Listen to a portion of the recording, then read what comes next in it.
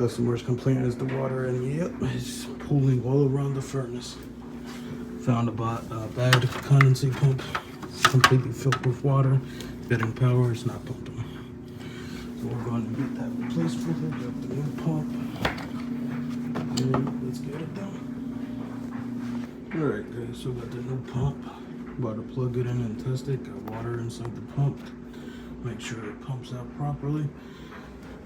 Still gotta wire the safety switch, but let's see what happens.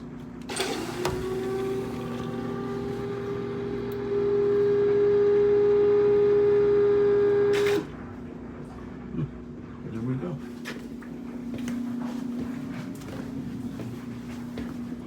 We got whoever installed this string on never go get together. Yep, it's pumped the water out. Pump the water out.